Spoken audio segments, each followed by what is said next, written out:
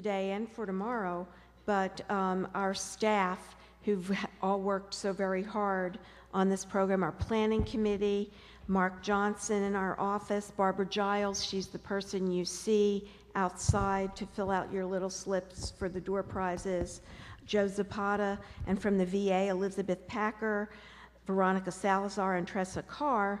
And in the back of the room, we have a stream team. This conference and tomorrow's conference are being streamed live on the internet to other folks who are listening in who couldn't be here, and that team's led by Bob Merrill, and back there with him as well are John Munoz and Kelvin Buchanan.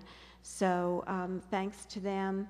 And do you want to do? Okay. So.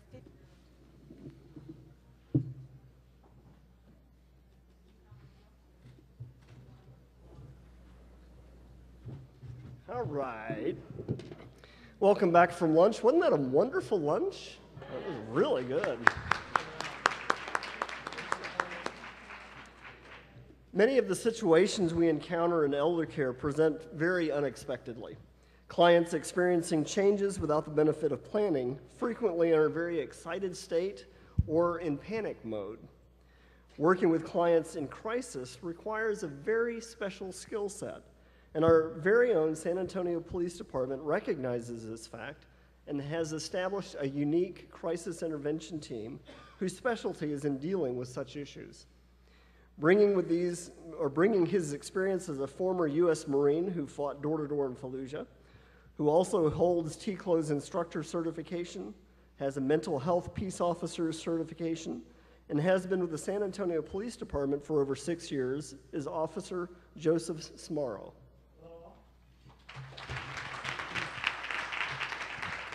Now, many of the situations, of course, occur in mental health situations, and we're very fortunate to have Officer Ernest Stevens, who is handsome above all. And humble.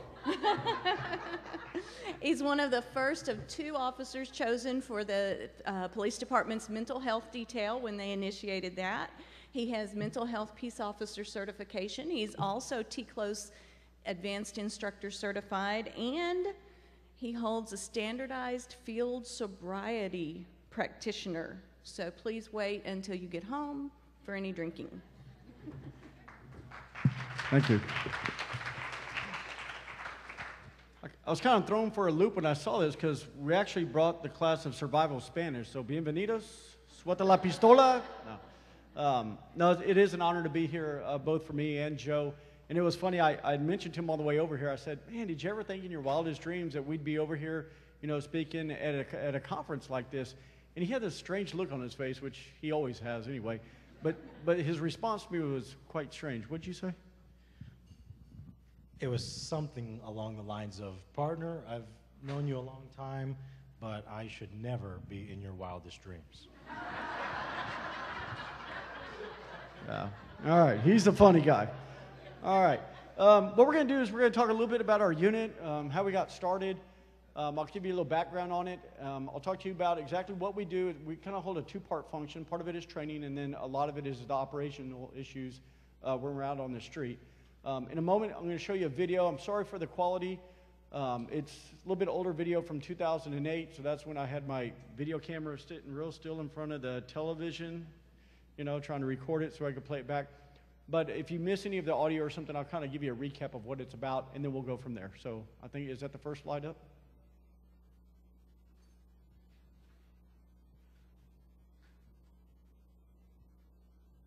San Antonio Police today announcing a new pilot program aimed at helping people with mental illnesses get the help they need. Our Doug Shoup explains the mental health police detail, how it'll work.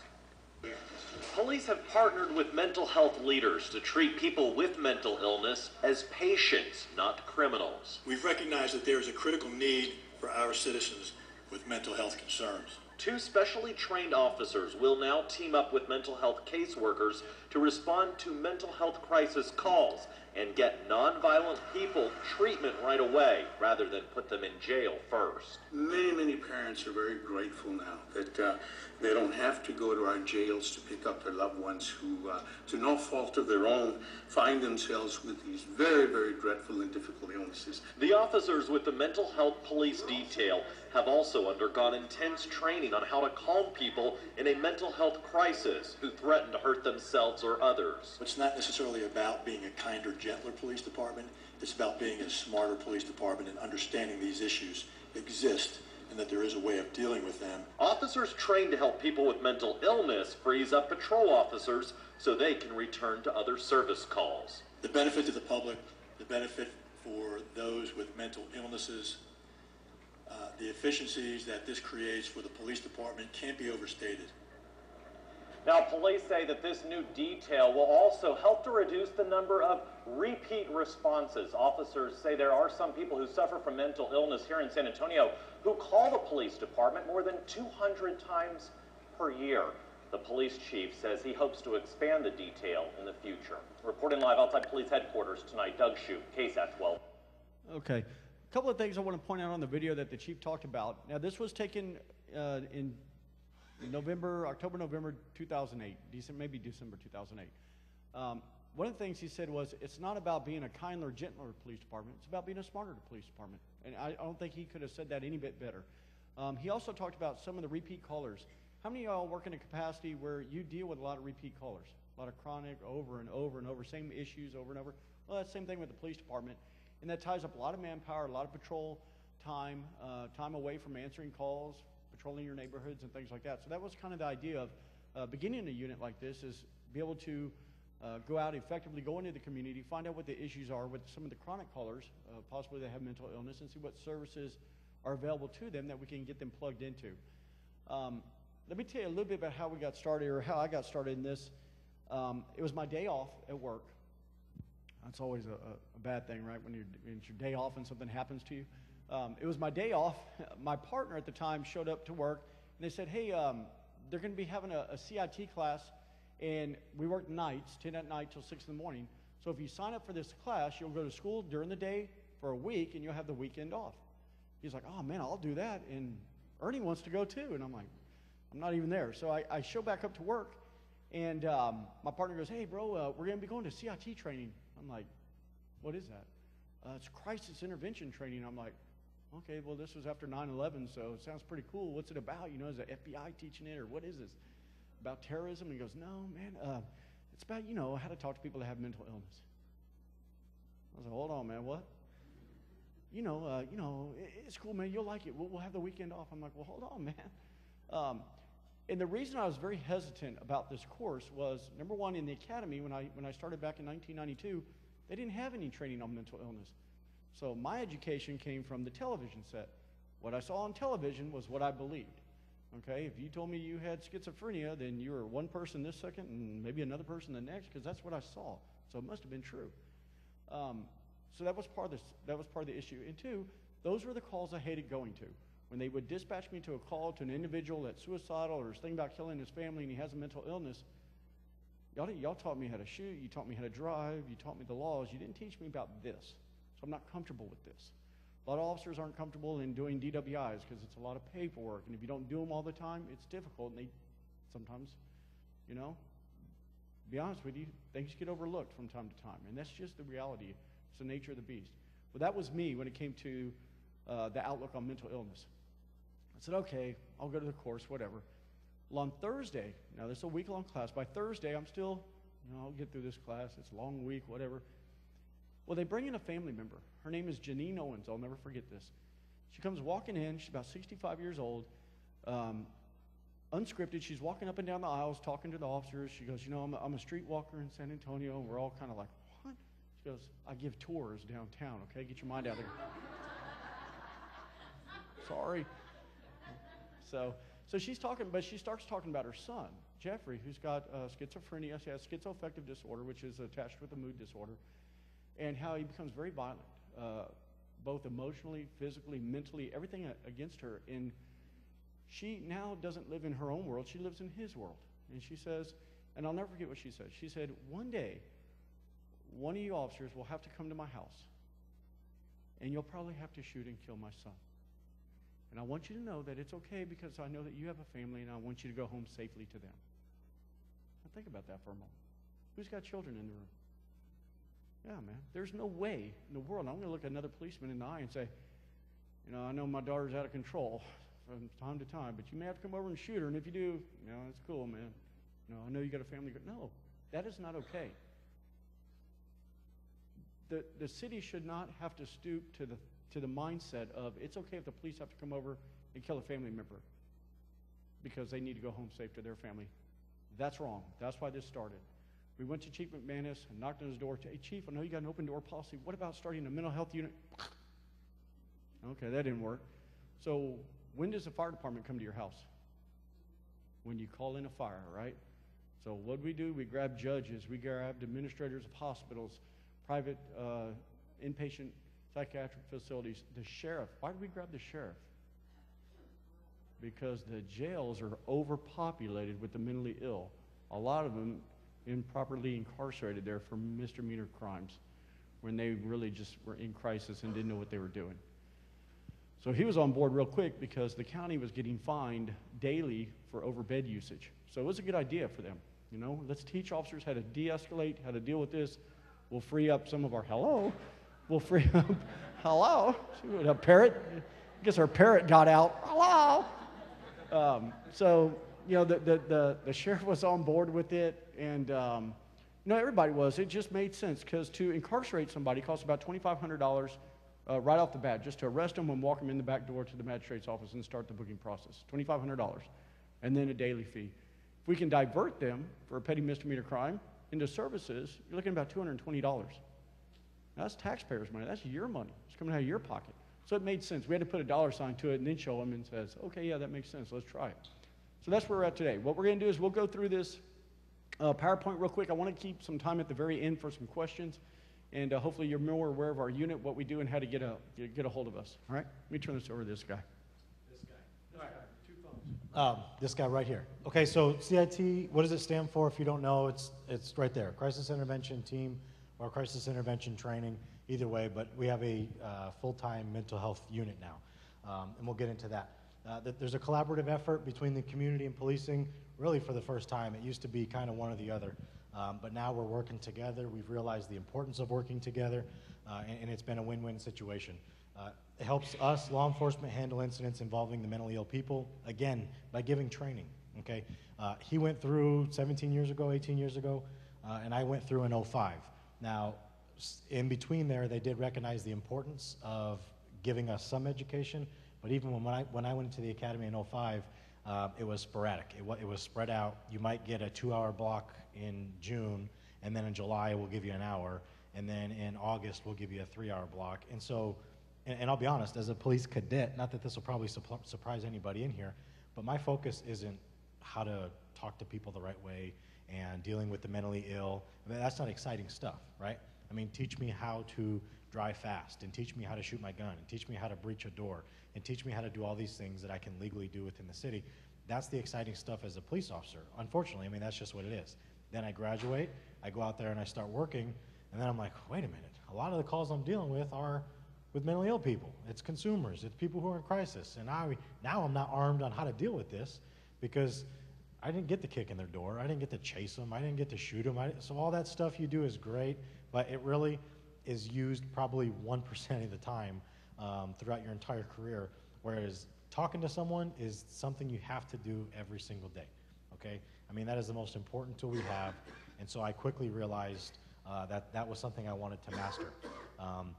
And so I did, and I saw Ernie when they had the unit just put together. I saw him in the parking lot, and I didn't know him, but I just knew him because he did the training when I went through it, because I volunteered to go, yes, also for the weekend off. It's a big deal. It's a big deal when you like work 2-3 years and you don't have a weekend off. Any course that comes up, you're like, I'll do it just to get the weekend. And so, but I went through the course and I enjoyed it. And I heard that same story Janine Owens talked about, and I said, my God. But I saw him and I said, hey, I heard you have openings. Like, please, I want it. And so there was an interview process, and luckily I got it 2.5 years ago. And then since then we've gotten 2 more. But we'll get to that. This little quote here is from the book, The Art of War, from Sun Tzu, and it makes sense, okay? As you read it, it basically just means, again, be smarter. I mean, we can go into 100% of the situations, force our way into something, go hands-on, use some type of force, and win, okay? As a police department, we could do that. And we could win, and we could get the outcome. But is that the smartest way to do business? No. Okay, forcing someone to do something is not a good way to do business. And we realize that by building rapport with someone, by talking to them the right way, by treating them with respect, by having some foundation and understanding of where they're maybe coming from, and treating them with dignity, if I spend a little more time with this person, if I get them to open up to me, if I can get that rapport and I can get them to willingly go with me to a hospital, to a facility, to a clinic, and I can make them see that people are concerned about them, make them understand that the family is concerned about them and they didn't call them just to annoy them or to make them angry, then they're more apt to get help when they get there, okay? Whereas if I go in, I snatch somebody up, I tase them, I punch them, I do all this stuff, I drag them into my car, take them to a hospital and dump them off, how likely are they going to be to open up to a doctor? Yeah, I am in bad shape, I need help, I want to talk to someone. It's not going to happen. It's who is that officer, what's his badge number, I want to complain, he used too much force, and that's going to be the whole fixation, right? So if I spend more time with them, if I talk to them right, if I treat them with respect, when they get down there, they're going to be like, man, you know, someone actually is treating me right around here, and so let me get some help, okay? And that's usually how it works. So the goals were for officer safety. Across the board, our use of force reports have gone down significantly as a department, okay, over the years. Our unit has been in operation coming up on 4 years this calendar year in December, and we have 0 use of force, okay? And we deal with the most sick of the sick. And yes, I mean, we dressed up for you guys because we heard this, we didn't know what we were coming to. But we wear plain clothes, okay? We dress down more than you guys are now. We wear jeans and a polo that doesn't have a patch on it. They have no clue. And our gun is concealed, and we have a badge on a necklace that we'll pull out if they want to know who we are, okay? We identify ourselves as police officers, but we don't become overly authoritative. And that right off the bat is a huge de-escalator, okay? But we deal with the sick of the sick, and people who are in crisis, people who are psychotic, and we have never had to use any force, okay? We've had to put hands on sometimes, we've had to struggle with, but a use of force is basically if you use anything on your belt, if you hit them with an asp, pepper spray them, tase them, up to shoot them, or if you hit them, assault them enough to where they like cut open and they need stitches or something. It's never happened, okay? So I think that speaks volumes. And then citizen safety, which is you guys, and then the improved police services to our community, which again is most important. Complaints have gone down. Just, I mean, it's common sense to people in here because you're not in this world, but for officers, it's almost like it's exciting to get complained on, but not get fired. Like I got 36 complaints this year, and I'm like, why are you excited about that? That's not a good thing, right? But it's almost like a bragging chip, but then again, we're trying to get away from that, okay? That's not very good police work. The composition here, there's 6 of us now, okay? So me and my old partner, Ned, he stayed on nights. I came to daylight when we opened up a daylight shift. But it's me and Ernie on daylight. We work 8 a.m. till 4 p.m. Monday through Friday. But we're in going to the daylight shift, we became the full-time this. I mean, we are the dog and pony show. Here we are. We travel a lot, okay? People want to know about what we do. People want to know about our services. And so we get to do that, and it makes sense, okay? The unfortunate part is we really want to be out there doing the job. We want to be out there helping out patrol, but with only 2 of us, we can't do both, okay? We do have 2 teams at night. They work 8 at night till 4 in the morning, so there is gaps, okay? From 4 to 8 on each end, there's gaps. And then on the weekends, there's no coverage, okay? There was a huge national study, and we found out that there is no people that go into crisis on the weekends, so stop it. We do not have weekend coverage.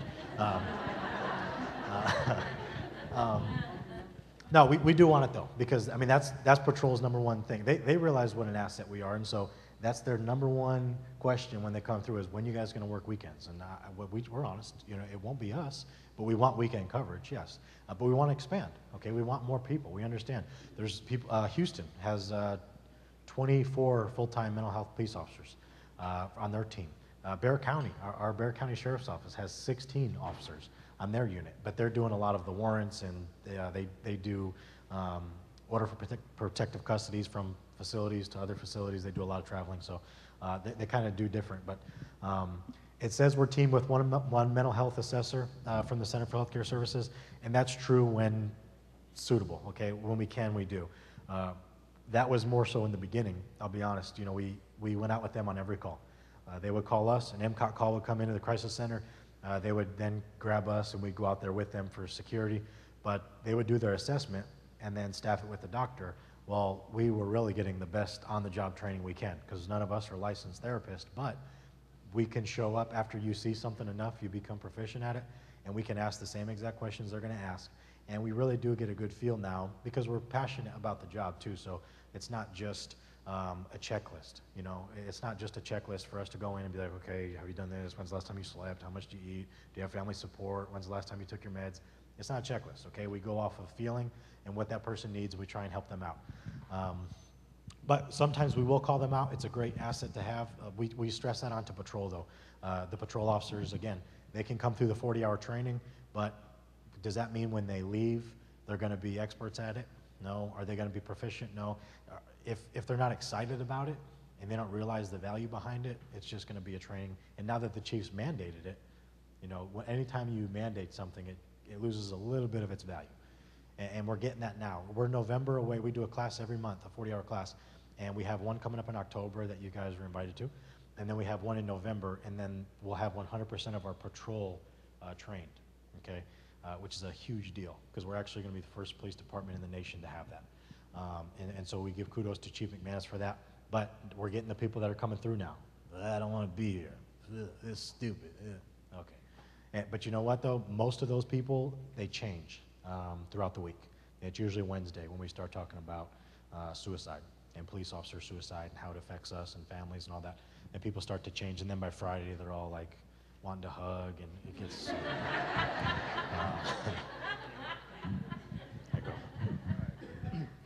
The reason this works so good is because of collaboration. We couldn't do it without the buy-in from the community. Some of our collaborators here are the Center for Healthcare Services. They're the local mental health authority here in Bexar County. They control the bed space at the state hospital. They have contract beds at other hospitals. So it's really important that we get on board with them and that we work closely together with them. And they realize the value in it too, because in the past it was a complete failure to try to work with the police department because there was just too many steps in the process to get somebody help. They realized if we simplify it for the officer, they'll utilize us more. And there it was. That was the key part of it. Methodist Hospital System, they pay for all the printing of our materials every time we have a class. The Nix Hospital, La Paz, a lot of these places, they pay for the food. We provide all breakfast and lunch, all the meals for the officers so they don't have to get up and leave, but it's because, not that the police department is paying for it, not your city dollars. Private facilities are coming in and flipping the bill for that. NAMI, National Alliance on Mental Illness, who's heard of them?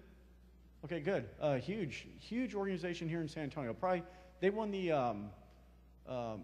local affiliate of the year last year for nationally, which means that, you know, they're really doing a good job here. They're really reaching out. They're involved in the community. I've gone to other cities and asked, you know, who's a member of NAMI, you know, and I'll have a room this big, and maybe one person will raise their hand. I'm like, what's going on? It's because it's so good here. We really do have a good organization here. Sheriff's Office, they come out and help us along the way. School district police. We started a program here about 4 years ago. We were trying to think, well, who else could we reach out to? You know, we're talking about training all the police department. Well, what about the school district police? I've worked in the school district for years on my days off. And a lot of these kids, let me put it like this, and y'all may agree with me.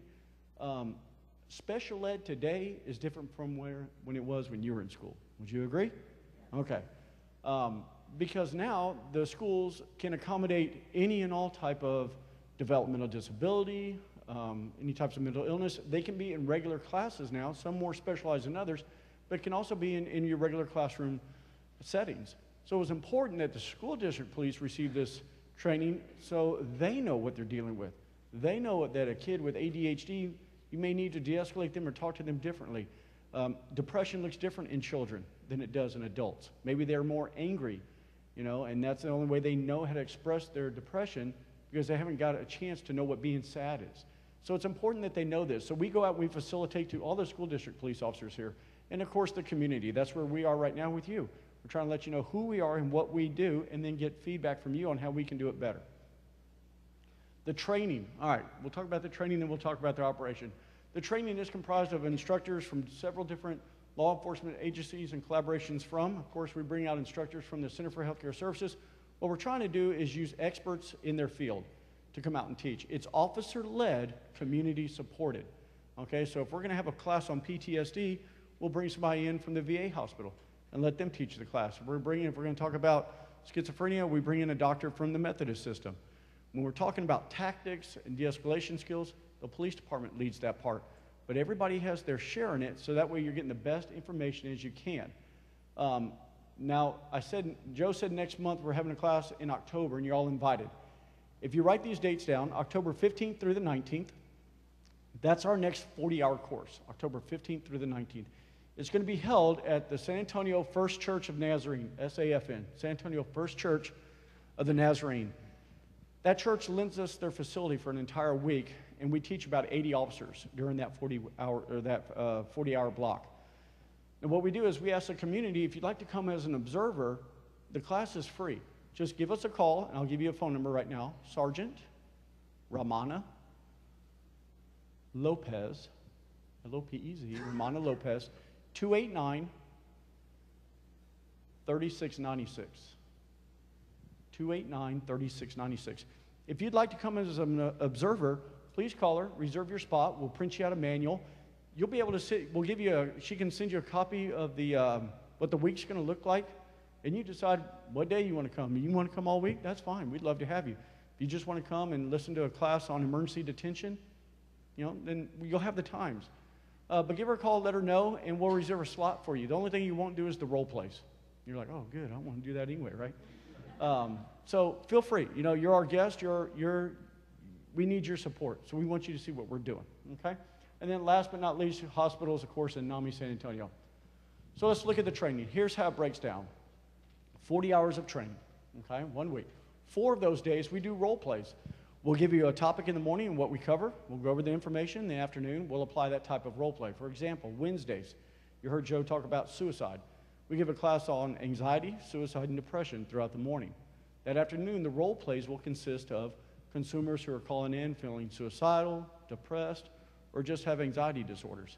And the officers will have to walk into the room with a role player. The role player will be usually one of the counselors from the crisis center who see these behaviors on a daily basis. So it's not officers playing the part, it's actual professionals playing the part. And they have to go in and apply the skills that they learned that morning. Okay, so that's kind of how it'll work. All the role plays are graded, hands-on instructions. Like I said, experts from their field of expertise will be there. And then on Friday, we have a written test. So not only do you have to pass a written test, right, boring, but you have to pass the role plays. If you can't apply the information that we gave you throughout the week, you have no business graduating from the class. Okay, you have to put forth some effort. This is not a give-me class like a lot of classes we've been to in the past.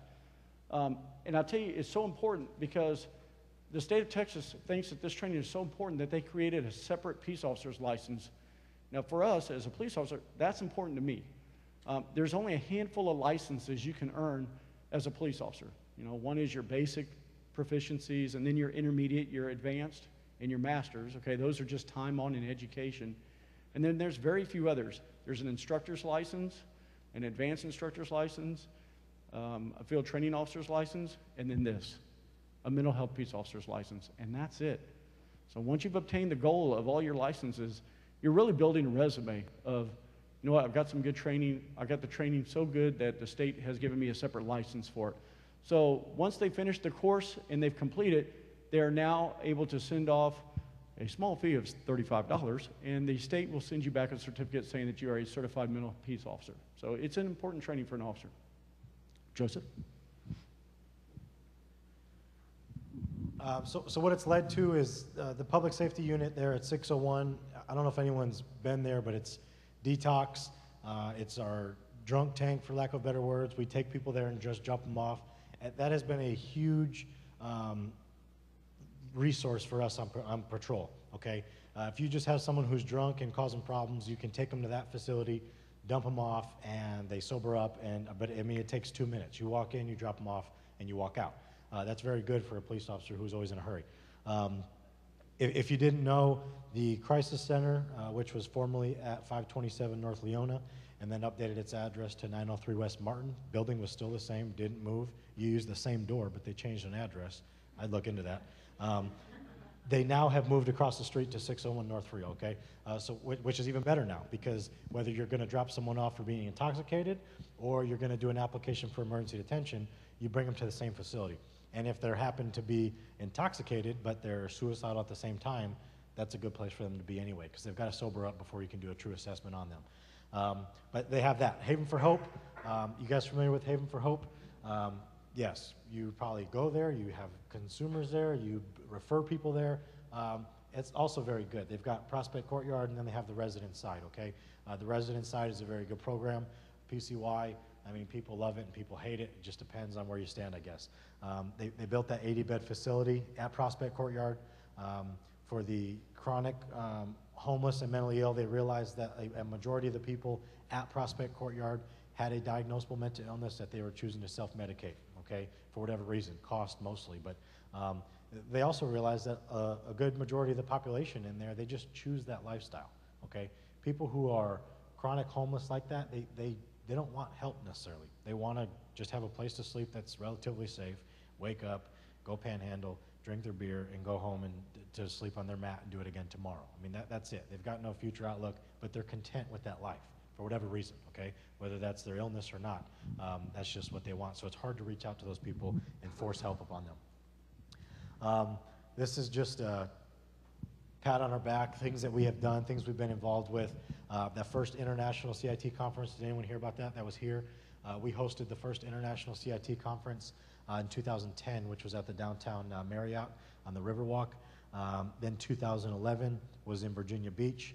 And then this year's conference, which was just last month, was in Las Vegas. It was horrible. I don't know who's picking these places. And next year's is in someplace up in like Connecticut, I think. Yeah, Connecticut. But they're very good. They're very good conferences, very informative. We actually held the largest one. It was the first, and we had about 1,300 people attending it from all over the world, actually. It wasn't even just nationally. We had people from Australia and London, and I mean, they were coming from everywhere for this thing. Las Vegas actually had the smallest turnout, and you could probably assume why. Most police departments were like, yeah, okay, that ain't gonna happen. And so they had a hard time finding the funding. But we'll see, maybe next year's will be better.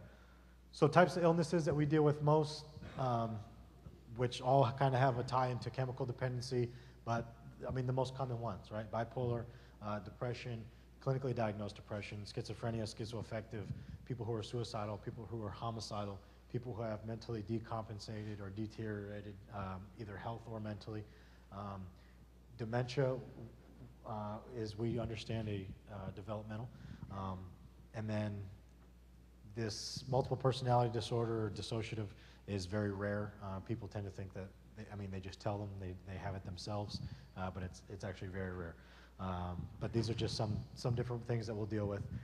How to best utilize us. Okay, so each of the 6 of us have city-issued cell phones, okay?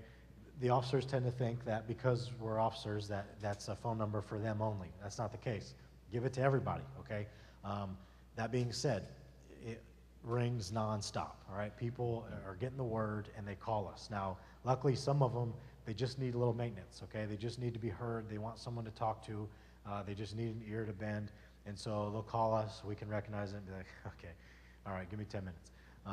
And I'll just listen to them. I'll just sometimes just say, hey, this is Joe, period. And then they tell me their whole story. And I say, okay, glad you're feeling better. And then they're good for a couple weeks. That's all they need sometimes, okay? Whereas sometimes they'll call us directly. Patrol loves this, okay, because it alleviates a lot of patrol response. We're the first ones called a lot of the times, so they don't even ever get the call. Okay, so we will give those numbers to you so you guys have them as well. You can give to the families. On-scene referrals, if an officer shows up on a call and it turns out to be, maybe it started out as like a family disturbance, and then they find out the root cause of the problem is that the 16-year-old daughter, is cutting herself or whatever the case may be, they may be like, oh my goodness, I don't know what to do here. Okay, let's call these guys in. And so we'll get that call. Also, when we do get to work, we sign onto the computer and we can look at every call pending throughout the city. And so we'll read all the details of them. and we'll pick them up before patrol even gets dispatched. So we stay relatively busy. We data and stat track everything.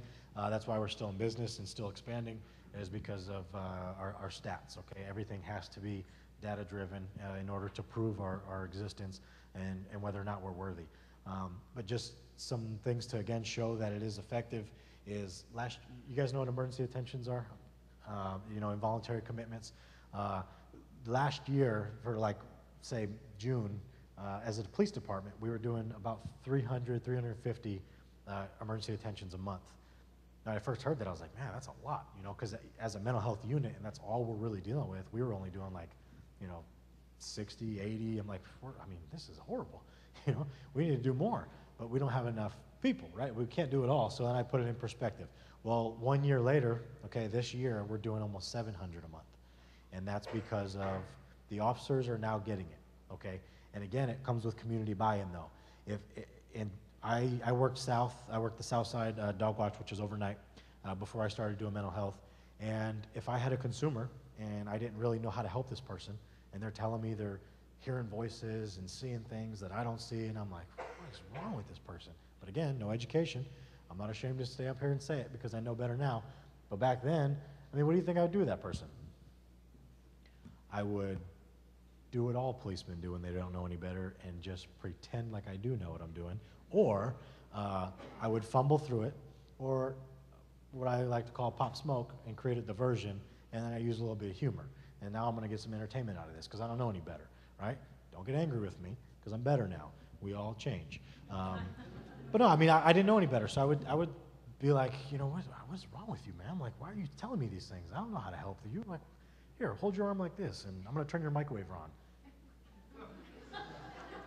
It's not nice, but again, I'm not ashamed of where I come from. I'm proud of where I am, all right? But now I know how to help them. I feel bad about it in hindsight, but I feel comfortable telling people that because that's what's going on if people don't know any better, okay? What other officers are doing is maybe they give them a courtesy ride. Where? Out of their district. Here, I'm gonna give you a ride to get you some help to the east side. Good luck to you. And then they drive back and they're like, well, I don't have to deal with them the rest of my shift.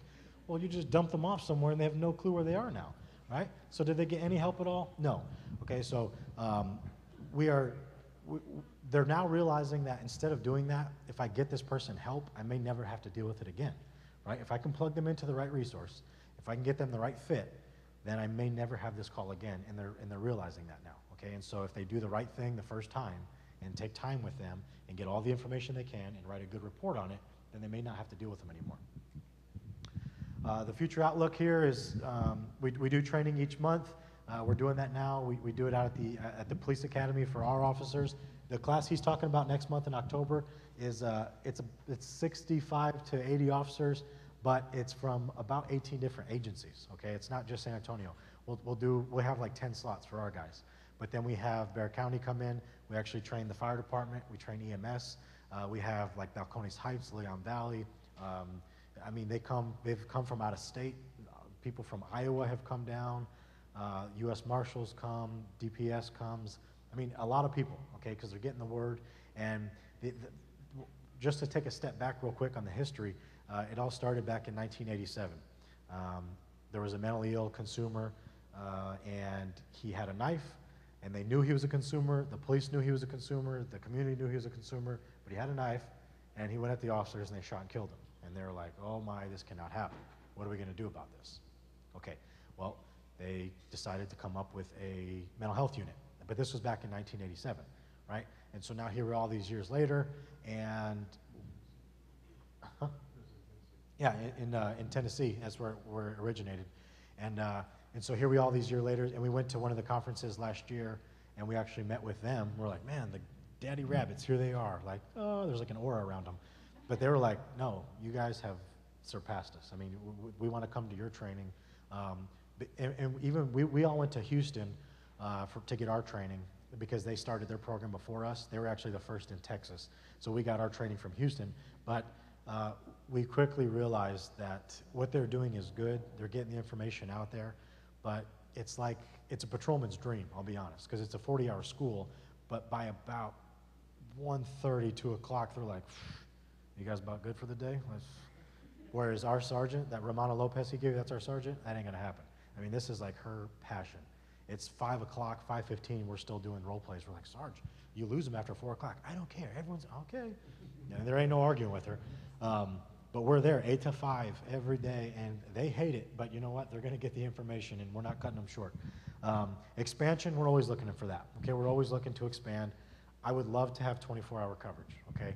I would love it. I would love to have weekend coverage. I'd love to have the 4 to 8s covered. I just think it would be such a better asset for our department if we could have 24-hour coverage.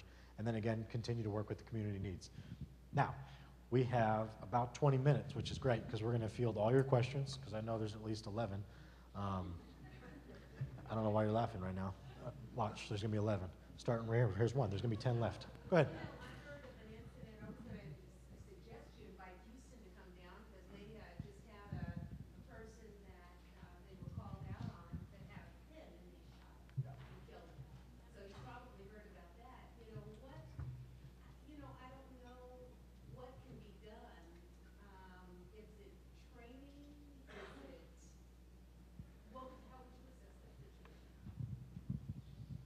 I'll tell you from a officer standpoint, okay, we do not like to Monday morning quarterback anyone's situation, okay?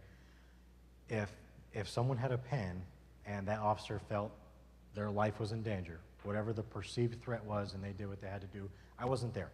So it's not fair for me to truly answer that question. What I will do is I'll tell you that you gotta be a special individual, okay, to do what we do, and one, truly care about a person, but then two, understand that you can't take things personal, okay?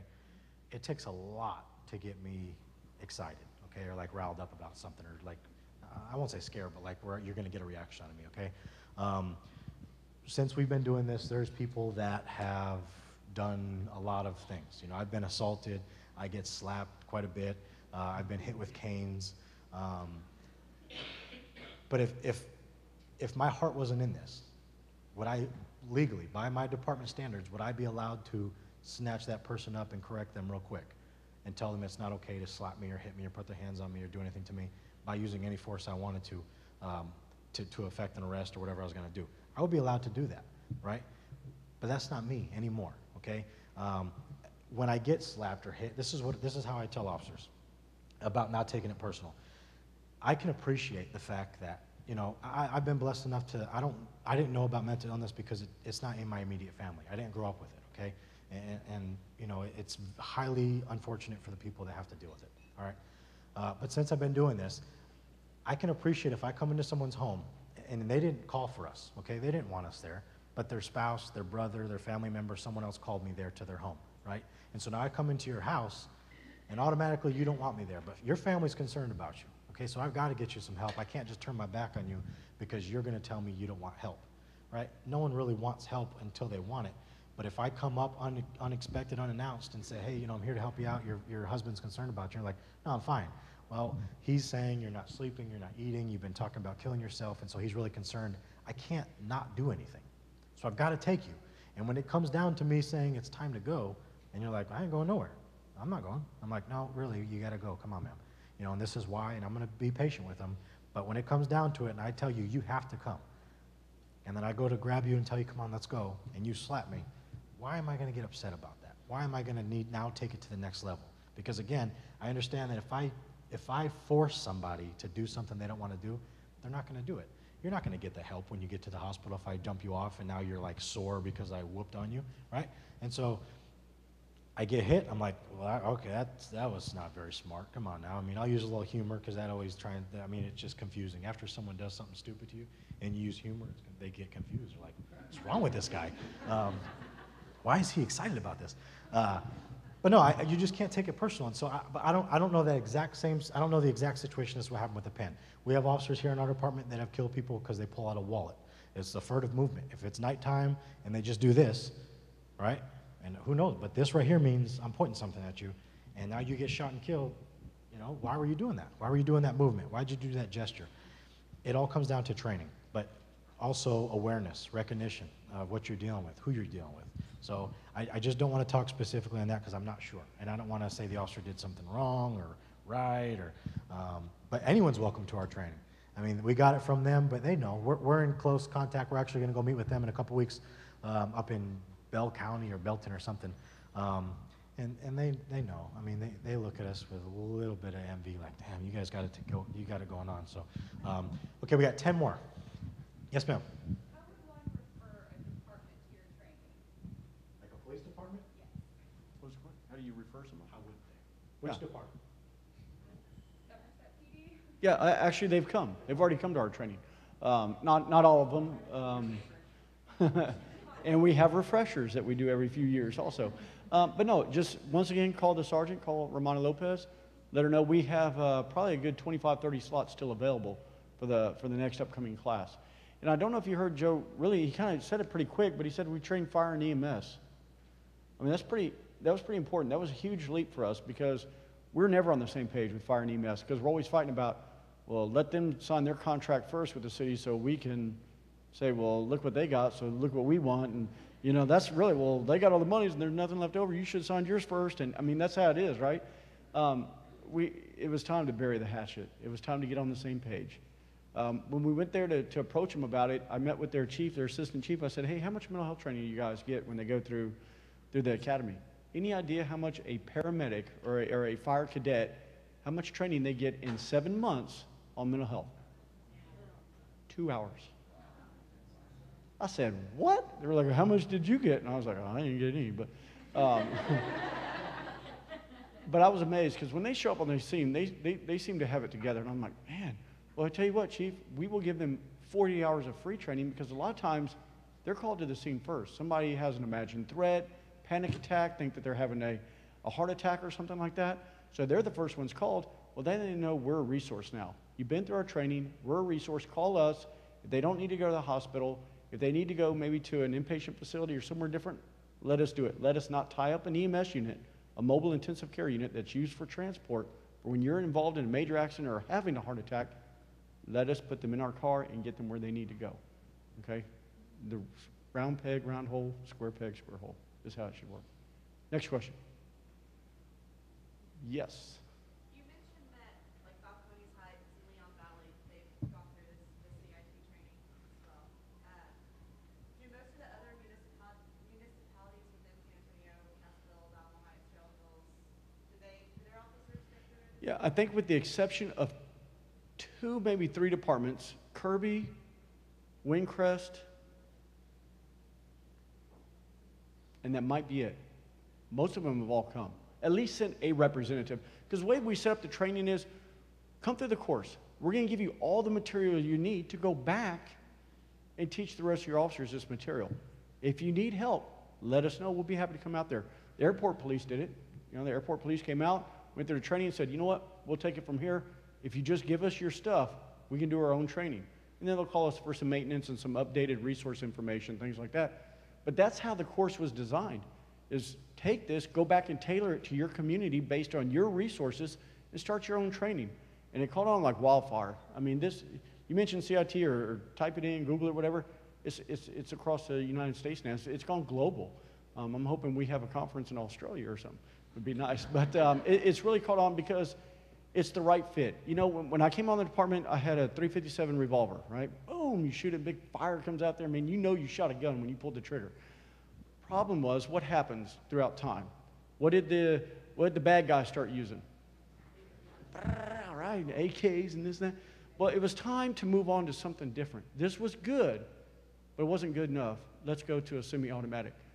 The way that we used to train you about how to handle disturbances and things like that was pretty good. Let's go to the next level. Let's teach you how to de-escalate a situation, especially when it involves somebody with mental illness. And that's kind of how I put it out there, just so you can kind of see how we transition. It's good that we transition. You know, when they come to our training, they're like, oh, you know, here comes the hug-a-thug guys. You know, they're going to teach us. You know what? You can call us what you want. Our tactics are always going to be tip-top shape because I got to get him home to his wife and 2 kids every day. I have to. He's got to get me home to mine. I'm not ever going to let anything happen to Joe. I'm not going to carry his casket. It's not going to happen. I'm not going to fold a flag and give it to his wife. I'm not going to put him in that same position for me either. It's not going to happen. So we take the job serious, we're very careful. At the same time, we're very compassionate about who we're dealing with and who we're trying to help. And if y'all ever get to know us, you know that we'll go out of our way. He says no weekend coverage, call me on the weekend. I guarantee you I'm going to answer my phone. If you need something, it's going to get answered, and I'm going to hopefully meet whatever you need at the time. Question? That's it? You're kidding? Oh, here, whoa, man, bingo. Go ahead. We work with the population of veterans, and a lot of time we stress, feeling suicidal, call the veteran crisis line or 911 in the event of a major emergency. At what point, like say if they call them, do you guys show up too? Yeah, what's beautiful is we left a dispatcher call taker training to come straight here. So we're teaching our call takers and dispatchers how to handle a call that comes in 911 when somebody's feeling suicidal. And they know we're a resource, they know to call us, but they also are learning skills now how to de-escalate you over the phone, questions to ask, how to keep you on the phone, really how to hopefully calm the situation without just saying, okay, well, what's your address? Okay, we got somebody on the way, click, because that's what they were doing. We put them through role plays yesterday. What's interesting was that's how they handled the role play. He'd go into another room, call up on the phone, we put it on speaker, they'd answer it, San Antonio, do you need police, fire, or EMS? Police, my neighbor's being really loud. Okay, I got an officer on the way. I'm like, hold on, man. What'd you learn? What are they being loud about? Have you had a disturbance with them in the past? What's going on? How long has this been going on? Ask questions. Find out what you're getting. Help the officer out on the way to the call, but actively listen. And it worked out good. It's working out real good. Question? You work at the VA? Okay. And like he talked about too, he hit on it. We actually have two. We have Kevin Beasley and then Charlie Neal. They both come out and help out. Kevin Beasley is a clinician at the VA, and Charlie is a clinician at one of the satellite clinics. But they come out and do the training and get the information out there. And as a veteran, most of their clients, as you probably know now, are still Vietnam vets. I mean, now coming into services. The VA is really trying to turn it around. Because for a long time they were getting a bad rap about they don't help, they don't do anything, and they're getting a bad name, and they're trying to get away from that and actually provide services now which are a lot better, and popping up those satellite clinics everywhere and giving people the help they need. And real quick, just because your two questions were kind of the same about Somerset and how can you refer, and the biggest thing, and Ernie was talking about it, everyone's welcome. We've only had 1 or 2 or 3 reps come from each of those departments. We can only give the information, okay? Now, what they choose to do with it when they get back there is really solely on them. But you've got to understand, if you're sending an officer that's got 18 years on the streets, and now he shows up to this school and learns a whole new skill, how willing is he going to be to go back and put it into practice, right? Because some people will graduate and they're like, they come through our class as SAPD, I got 30 years on the street. I'm like, okay, good on you. You ain't going to teach me anything new, young buck. I'm like, okay. All right, you got me. But I'm still going to give 100% of me. And you know what? If you don't learn anything this entire week and you go back and do exactly what you've always done, then, so be it. Again, I'm not going to take it personal. So, you have one, sir?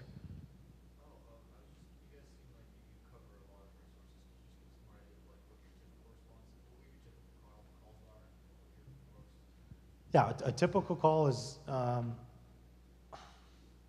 guess it depends, but if we grab it right from the dispatch screen, that means someone's called in. It's either themselves or a third party's called in on them. So we'll take the call right away. We'll show up with whatever information we have, contact a person, and then one of, I guess, 3 things is going to happen. We're either going to talk to them and find out that that's all they needed. They just needed to talk, and maybe give them some resources, referrals, and that'll be that. Or we're going to refer them to like the crisis center and say, hey, this is probably a good fit for you, let's get you over here. Or we're going to decide that they need to go somewhere, they're not going to see it, and then we're going to have to do an involuntary application for emergency detention. But that's really only one of the 3 things that's going to happen. We're going to talk to them and do nothing, we're going to talk to them and refer, or we're going to take them with us, okay? Now, as far as a typical call, we work in mental health. There is no such thing. It's a very exciting job for that reason alone, because I never, ever, ever can predict what's going to happen when I go and talk to these people. And man, there's been some exciting things. Who else had one? Sorry, it's kind of vague, but it really depends on who's calling, what information we have, and then What we're going to do from there is based on the person's willingness to cooperate or not. Okay, we have one over here. Yes, we did. Yes, sir.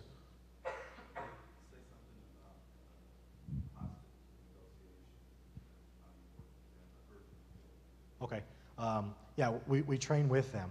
And what's good about that, good question, is people tend to think, you know, that hostage negotiation stuff is real sexy, right? I mean, that's sexy stuff, right? I mean, that's hostage negotiators. And I mean, it's some sexy stuff. They got some sweet tools and stuff they get to use. The stuff that they use, the active listening tools that they use, okay, is the same exact tools that we have, the same tools that we teach, okay? It's all the same, the active listening. It comes down to more pi, and there's 7 skills in there. It's an acronym that they use, okay? Now, the beauty of it is when we show up, we don't have robots. We don't have throw phones. We don't have a SWAT team on the side of the house or on the roof. We show up, and all we have is those active listening skills, and they know that, right? I'm not, you know, slying them by saying that. They know that. And so we train with them. We're very, very good at what we do in talking to people, but they're able to do it from a van that's half mile away via phone, watching them through a camera, and having intel gathering from people, you know, in intel units gathering information and, you know, their water bills and all kinds of stuff, right? But we train close together with them. What people don't know is that if, for instance, we're dealing with a jumper, and they're on like I-10, 410, which is the popular hangout for jumpers. Officers are quick to, we've all got that hero syndrome, right? I'm going to drive up on him, I'm going to talk to him, and I'm going to just be like the sneaky little ninja, and I'm going to talk to him, and he's not going to see it coming, and then as soon as he blinks or looks away, I'm going to jump on him and grab him. Well, that's great until he weighs more than you, or he's trained, and he's like, okay, you want to come with? And then he takes you over, right? So I can stand up here all day and pour my heart out to you about how compassionate I am about this, but I'm not going to kill myself to help someone out, okay? In that situation, you know, I'm not in the Marine Corps anymore. I'd have done it over there, but I'm not going to do it for someone here that wants to take their own life. It's just not going to happen. You know, I've got kids. He's got kids. I'm not going to let him creep up on someone to snatch and grab them. So we're teaching these guys that, because we'll ask them when we teach, how many of you have driven up on a jumper? 10 of them. Okay, what happened? Well, I was talking to him, and my buddy distracted him, and I went up and grabbed him. Okay, well, you saved him that day, but were you scared at all? Yeah, man, we got into a struggle. My feet came off the ground, and my partner's having to grab me. Why do that, right? The negotiators won't ever be in that risk. We have a high rescue ropes team with our fire department, again, training together. We have harnesses. They'll tie us off to the front of a fire truck, and then we can negotiate with them from a safe distance. But if we ever have to go hands-on, we're never in any danger of going over anything because we're strapped in, okay? But we do train closely with them. I don't know, what else do you want me to say about them? They're also, that's a good-looking unit there. Huh? Okay, we have about 2 minutes. One more question, ma'am? You know what? We're out of time? I'm just kidding. Okay, I will give you in order of availability. We have Ernie Stevens is 210-342-3042. Okay. Sorry, 452-3042. I lied to you. 452. See? 452. 3042. It's a relatively new phone. 452-3042. And he will answer that on the weekends, okay? The city spared no expense. He has a nice iPhone. Mine is like a 1978 Cricket flip phone. And to be honest with you, it doesn't make it to the weekends. So, but you can call me during the week, okay? It's 210-413-5451. 413-5451, okay? That's both of us daylight guys, and then I'll give you 2 of the night people, okay? Which will be a good start for you. We'll start with Ned Bandowski, and that's Bandoske, strapping Polish man. His city phone number is 210-560-8270. It's 560-8270. He's one of the teams, very helpful. And then the other one is William Kasberg. And that's Kasberg. Kasberg. And his phone number is 563-262-8270. 6827. 563-6827, and they work 8 at night till 4 in the morning. And they're each from different teams. So Willie is paired up with Bonnie Lemke. We have one female, and then Ned is paired up with James Williams, and those are the 2 night teams. Guys, thank you for your time. I'm glad we could. I hope we were able to answer your questions, and thank you.